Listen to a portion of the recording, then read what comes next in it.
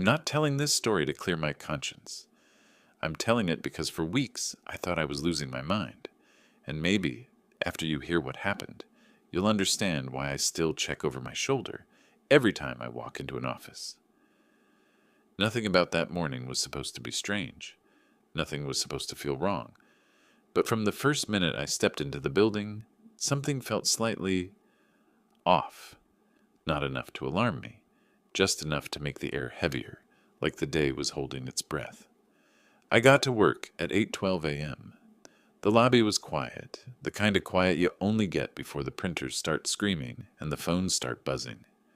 Our office is on the 7th floor. Finance department, mid-sized corporation, nothing glamorous. I swiped my badge, rode the elevator up, walked past the kitchen, and saw something that made me pause for just a second. My boss, Robert Hale, was already in his office. That alone wasn't unusual, but the man hated mornings.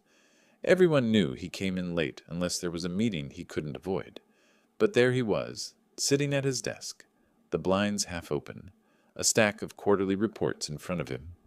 Even from the hallway, I could see he was signing them one by one with his old silver pen, the one he always said was the only damn thing in this company with any real history. When I stepped inside to drop off the audit folder, he looked up at me. Something about his face struck me as slightly different, but I couldn't place what. He seemed tired? No. Hollow, maybe, like someone had drained the color out of him. But he nodded the way he always did, that clipped upward motion that meant, "Leave it there, I'll handle it." "Morning," I said. He didn't answer. Not unusual. Robert wasn't a social man. He just gestured for me to put the folder on the corner of his desk. His hand shook slightly. Again I told myself I imagined it. Stress, deadlines, too much coffee. Nothing worth thinking about. I left his office at 8:17. By 9:03, Robert Hale was dead. I didn't know that yet. At the time, I was just at my desk, sorting through invoices, sipping a terrible cup of break room coffee. The first sign something was wrong came from the hallway, a fast, uneven tapping of heels. HR Director Linda Raines was power walking past open cubicles like she was late to a fire. She only moved like that when someone was about to get fired or sued. My coworker Daniel leaned toward me. "What's her problem?" Before I could answer, Linda appeared at the entrance of our row of desks. "Michael," she said, breath tight, "come to the conference room, now." There was something in her tone, sharp, urgent, almost shaky, that made my stomach drop. I followed her inside. 2 police officers were standing by the whiteboard. Not security, not corporate compliance. Actual uniformed police. One of them asked, "Are you Michael Reed?" I nodded. The older officer opened a small notebook. "Mr. Reed, we need to ask you some questions regarding your supervisor, Mr. Robert Hale." "What about him?" I asked, forcing a small, confused laugh. "He's in his office." Linda flinched. The younger officer exchanged a look with the older one. "Sir," the older one said, "Robert Hale was involved in a fatal collision on Highway 82 at approximately 8:10 this morning. He was pronounced dead at the scene."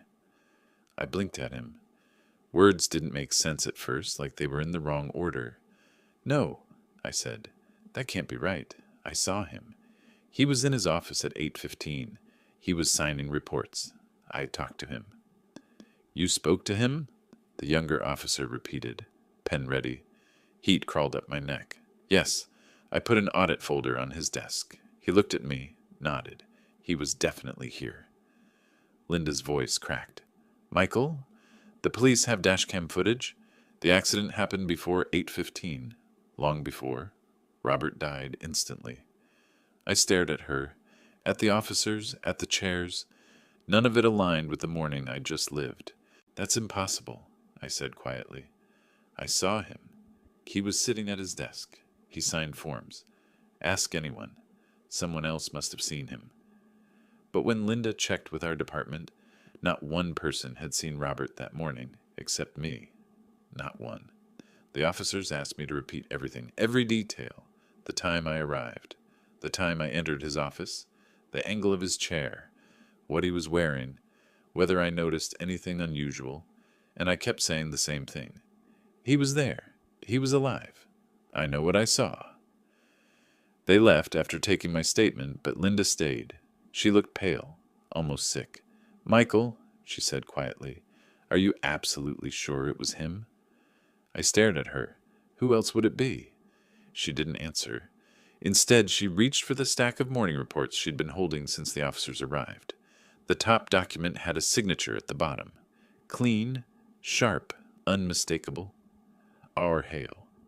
The same signature I'd seen 100 times. The same one he'd written with that old silver pen. "Michael," she whispered, her hands trembling slightly. "If he died before 8:15, then who signed these?" I didn't have an answer. I didn't even have breath. It felt like the whole floor tilted under me. And that was the first moment, the exact second, when the story I thought I was living began to break apart. Because whatever I saw in that office, it wasn't the man who died on Highway 82. And deep down, in a place I still can't fully explain, something cold settled in my chest. This was only the beginning. People think the worst part of a situation like this is the fear. It isn't. It's the way everyone starts looking at you like you're the problem, like you did something you don't remember doing. By the time lunch hit, whispers followed me through the hallways. Eyes tracked me from the copy machine to the break room and back. No one said anything out loud, but the looks were enough. The blend of suspicion, discomfort, and something close to pity, as if I'd told a bad joke at a funeral. HR called me back in at 12:40 p.m. I'd barely touched my food when Linda appeared beside my cubicle. Her voice was lower than usual, softer, like she was trying to diffuse something that wasn't even lit yet. "Michael, conference room, again." Inside, it wasn't the police this time. It was someone worse. Corporate compliance. A man in a navy suit introduced himself as Mr. Caldwell, a title disguised as a last name. He didn't offer a first. He didn't smile. He didn't sit until I did. "Mr. Reed," he began, "we're trying to understand some inconsistencies regarding this morning's documents." I told the officers. "And now you'll tell us," he interrupted smoothly. He slid a folder across the glass table. Inside were 7 reports, each one stamped for urgent processing, each one signed, each one time-stamped between 8:13 and 8:19 a.m., exactly when I had seen Robert. But then Caldwell pulled out another sheet, a medical report printout, and when I saw the time of death, my stomach twisted. 8:06 a.m. Robert had been dead for 7 minutes before I even walked past the kitchen. "Mr. Reed," Caldwell said calmly, "who signed these?" "I told you. I saw him." "What exactly did you see?" "A man who looked like—" "Exactly like," he pressed. "Or enough like." "He was my boss," I said sharply. "I've worked under him for years. I'd know his face anywhere." Caldwell leaned back. "So you're saying your boss was alive after his recorded time of death?" It wasn't a question. It was a trap. "I'm saying what I saw," I said. Nothing more. Linda shifted in her chair, anxiety leaking off her. She'd turned pale again. Caldwell noticed and gave her a thin, warning look. "You didn't see anyone else enter the office wing?" Caldwell asked. "No." "No masked individuals? No strangers?" "Of course not." "Then logically," he said slowly, "either the coroner is wrong, or you are." His tone made it clear which option he favored. I ground my teeth. "So you think I forged his signature?" Caldwell didn't blink. "We think you had access." Linda inhaled sharply, as if she wanted to object but knew better. I almost laughed. Not because it was funny, but because it was absurd. I couldn't imitate anyone's handwriting, even if my life depended on it. My own signature changed every time I signed for a delivery. "I didn't forge anything," I said tightly. "Then who did?" Caldwell asked. I didn't answer, not because I didn't want to, but because I couldn't, because I didn't know. And that silence, that 1 second where I didn't have a name or explanation, felt like stepping into a hole I hadn't seen. Caldwell closed the folder. "You're done for now. Don't leave the building without informing HR. As I stood up, he added, and read, if there's anything you're not telling us. Now would be the time. I didn't respond. That was the moment irritation started boiling under my skin, because they weren't looking for the truth. They were looking for someone to blame, someone controllable, someone who wouldn't fight back, someone like me. But that was just the beginning. Back at my desk, my computer refused to let me log in. Access denied. My badge wouldn't open the supply room door. Emails bounced back with automated, restricted labels.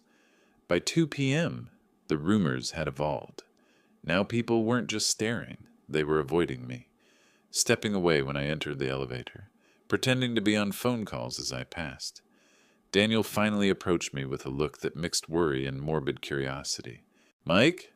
Look, man, I know you're going through it, but people are saying you snapped this morning, said you barged into Robert's office and yelled at him about something. What? My pulse jumped.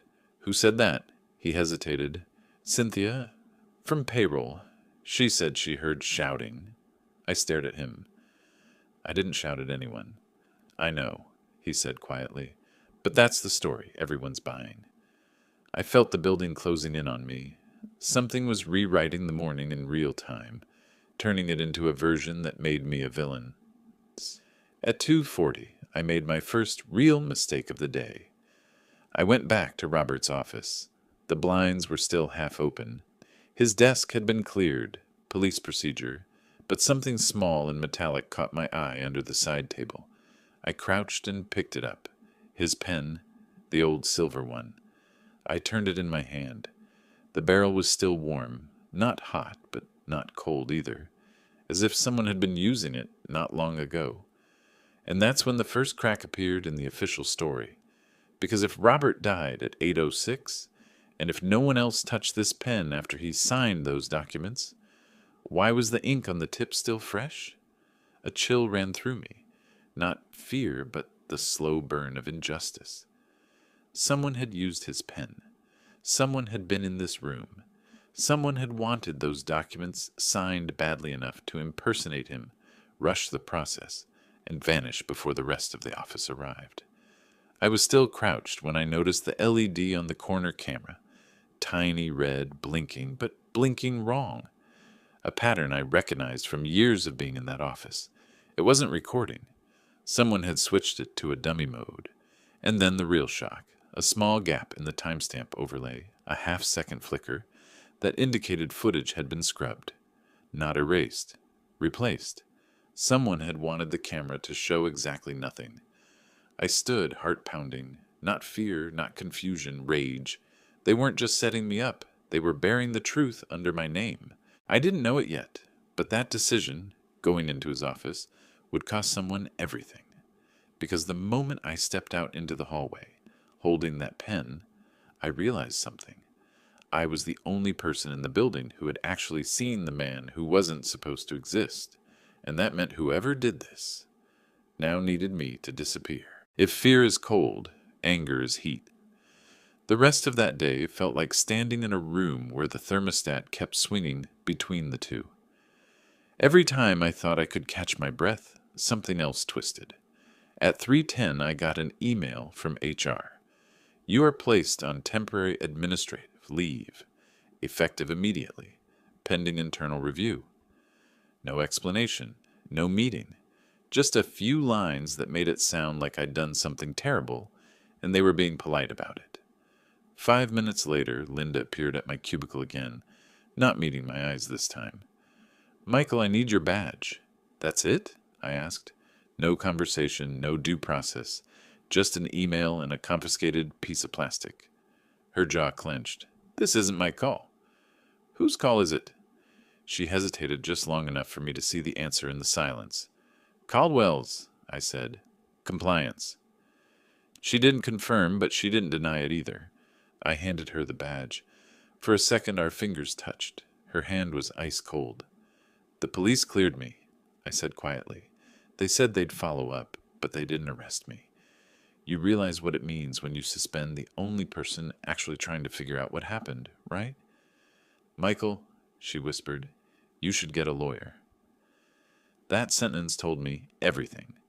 HR wasn't worried about the truth. They were worried about liability. I packed my things into a cardboard box, the cliché kind that shows up in movies when someone's life is about to collapse. Mug, plant. A photo from the last office holiday party where Robert stood in the background. Expression unreadable, holding a drink he never touched. At the elevator, Daniel caught up to me. This is bullshit, he muttered. They're pinning it on you because you're the only one who said something that doesn't fit their narrative. Yeah, well, I said, that's kind of the point of a narrative. It protects the people who write it. He glanced around, then lowered his voice. Look, my cousin works in building security. Cameras, badge logs, all of it. Give me a day. Maybe he can pull internal archives before someone loses them. I looked at him, really looked at him. Daniel was the kind of guy who usually avoided trouble, not volunteered for it. You sure you want to get involved? I asked. He shrugged. I like sleeping at night, and I'm not going to watch them throw you under the bus while pretending Robert autographed his own ghost. The elevator doors opened. I stepped in, box in my arms. As they closed, I realized I had just crossed another invisible line. Upstairs, I'd been a suspect. Down here, I was something worse. A loose end. And then silence. The kind that means something's gone wrong. No calls. No updates. No follow-up from the officers who'd been so eager to grill me earlier. I went home, dropped the box on the kitchen table, and just stood there with my hands braced on the wood, breathing in and out until the walls stopped feeling like they were bending. Around 8, my phone buzzed. Daniel. You at home? He asked. Yeah. Why? Don't freak out, but someone already pulled the morning footage from the 7th floor. Officially, through the system. Logged as a standard compliance review. Caldwell, I said. Probably, but here's the thing. My cousin made a mirror of the archive last week. Full building, rolling backup. It's not official, and I probably shouldn't have told you that. So please pretend you don't know. My heart kicked. Can you see my floor? The corridor outside Robert's office. Yeah, he said, but you're not going to like it. Show me anyway. We met in a small coffee shop a few blocks from my apartment. Daniel brought a battered laptop and a pair of headphones. He set the laptop between us and scrubbed through the footage. 7:55 a.m. The corridor outside our department was empty. Motion sensor lights dim, screensaver animations bouncing on idle monitors. 8:04. The elevator dinged. A man stepped out. He wore Robert's suit, Robert's tie, carried Robert's worn leather briefcase. The posture was right. The gait. The little pause he always took right before adjusting his glasses. If you glanced quickly, you'd swear it was him. But I didn't glance quickly. I leaned in, watched the way he turned his head, the angle of his jaw, the stiffness in his shoulders. It was almost perfect. Almost. Freeze it, I said. Daniel hit spacebar. The frame blurred, then sharpened. The man's face wasn't clear. It caught the edge of the frame, half-shadowed. But up close, pixel by pixel, the differences were there. The nose a little straighter, the hairline a touch lower, the skin tone a shade off. Can you zoom on the badge? I asked. He did. It turned into a block of colored squares. But one patch right over the badge looked wrong. Too clean, too flat, as if something had been pasted on, in post. Pause, I said. Go back 10 seconds. Play again. We watched him walk the corridor. At 8:06, the timestamp flickered. For less than a frame, the footage cut to black. When it returned, the man was closer to Robert's office door. Glitch, Daniel muttered. Or edit. My skin prickled. Run it at quarter speed, I told him. He did. The movement went syrup slow. This time I caught something the first run hadn't shown. A second figure, just for a heartbeat, reflected in the glass of a framed poster. Not in front of the camera, behind it, closer to the ceiling. Someone standing near the camera mount itself. Someone was in the hallway while this was recorded, I whispered. Up near the camera. That's why the LED was blinking weird. They were messing with it live. Daniel nodded, jaw tight. My cousin said the access logs for that area show a master override at 7:58. That's not normal maintenance. That's security level. Who has that level? He sighed. Head of building security, risk management, compliance, contractors who do system upgrades. People with higher clearance than us, that's for sure. He paused, then added, and one more thing. The plate on the car from the crash, it wasn't Robert's. It was a company fleet vehicle listed under an internal transport account. The cops think he was driving it, but they never actually saw him behind the wheel. My brain felt like it was trying to separate into layers. Let me get this straight, I said slowly. The official story is, Robert leaves home, drives a company car, dies at 8:06, but somehow signs documents in his office 10 minutes after that, while a man who looks almost exactly like him, wearing his suit and carrying his briefcase, walks through a hallway where the camera glitches and the security system is in override mode. Daniel stared at me. When you say it out loud, it sounds even worse. The anger snapped into something sharper. Not just rage now. Purpose. This isn't a coincidence, I said. Someone planned this. Planned what? He asked. A car accident? You ever heard the phrase too convenient? I asked. Robert dies in a way that gives the company plausible deniability. The documents that clean up some mess get signed by someone using his name. The only person who sees something off is me. And within hours, I'm suspended and painted as unstable. They're not just reacting. They're controlling. Daniel rubbed his face. So what do you want to do? I looked at the frozen frame on the laptop, the almost Robert, the half-seen shadow near the camera, the altered timestamp. I want his real time of death, I said, and I want to know whose idea it was to make him appear in his office after he was already a corpse, because that was where the line between chaos and justice started to blur. That night, I didn't sleep much. Every time I closed my eyes, I saw the man in the suit walking down the hallway with someone else watching from the ceiling. Every creak in my apartment sounded like a key turning in a lock. A stupid part of me kept expecting Caldwell to show up at my door with non-disclosure agreements and a severance check. Instead, I woke up to an email. Not from HR, not from compliance, from a personal address I didn't recognize, with no subject line. Inside was a single sentence and a voicemail attachment. The sentence read, "You're asking the wrong question." The voicemail was 30 seconds long. A recording of a familiar voice, low and strained. Robert's voice. "If anything happens to me," he said, breathing hard, "they'll say it was an accident. They always do.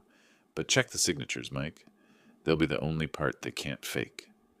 Then a rustle, a sharp exhale, and the line cut.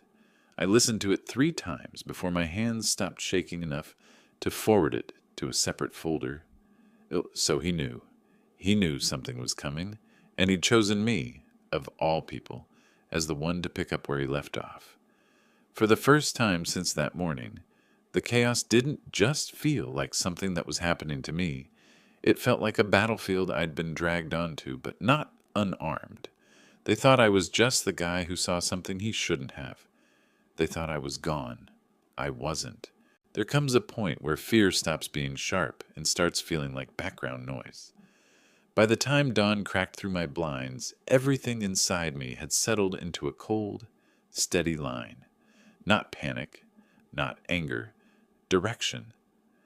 I spent the morning listening to Robert's voicemail over and over until every breath, every tremor in his voice, carved itself into my memory. He wasn't confused. He wasn't rambling. He was warning me, and warnings meant intention. By 10, I was driving toward the county medical examiner's office, not because I had a plan, but because the official story had too many seams, and I needed one of them to tear open. The receptionist barely looked up when I entered. "You here for identification?" "No," I said. "I need to speak with Dr. Patel." "She's not seeing visitors." I slid my temporary suspension notice across the counter. "Tell her it's about the Hale case." That got her attention. Within minutes, Dr. Patel appeared at the hallway door, hair tied back, lab coat unbuttoned. She frowned at me. "You're the employee who gave the conflicting timeline." "Conflicting?" I repeated. "Right."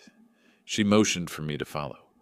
We walked through a narrow corridor that smelled faintly of disinfectant and cold steel.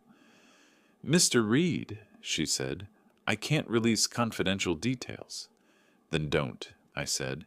"Just answer one yes or no question." She raised an eyebrow. "Which is? Was the body found wearing Robert's clothes?" She stopped walking. Her silence was the answer.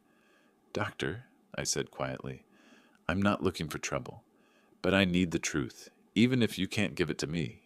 That voicemail he left me, he knew something was coming, and whatever he was afraid of happened before the crash." Her jaw tightened. Then she stepped closer.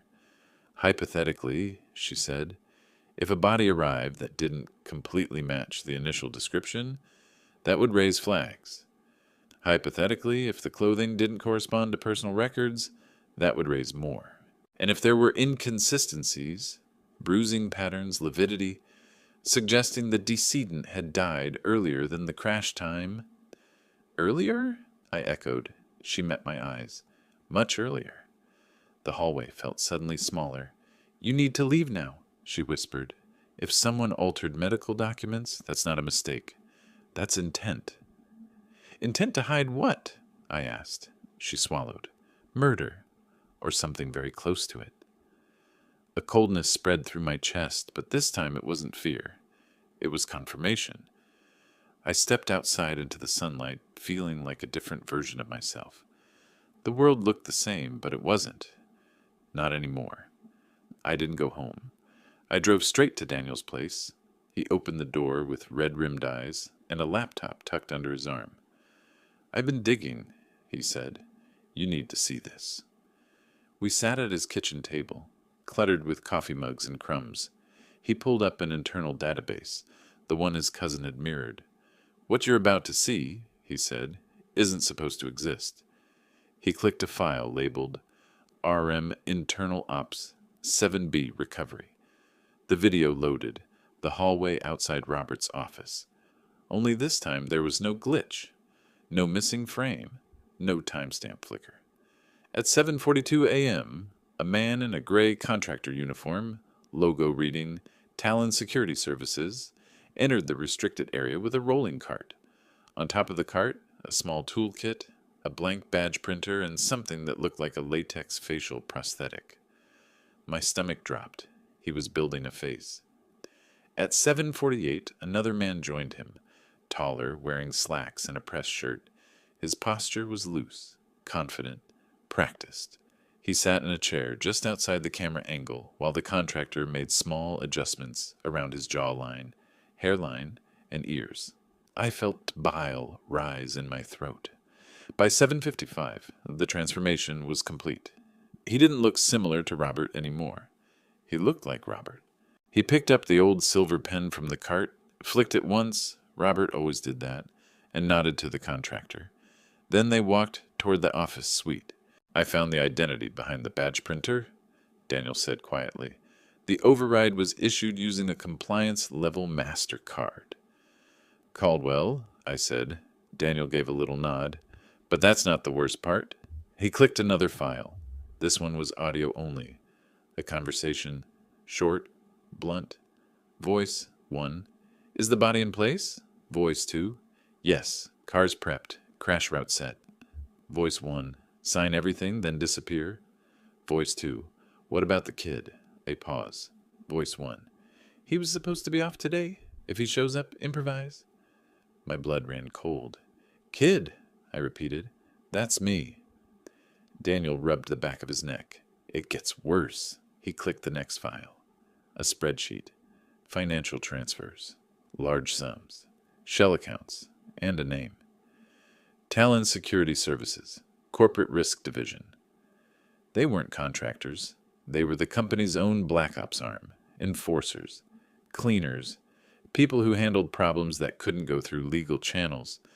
And the reason they needed Robert's signature was because he'd refused to approve a transfer that would have buried millions of dollars in falsified losses. Caldwell and the others had planned to push it through anyway, using a dead man's hand. Except I showed up early.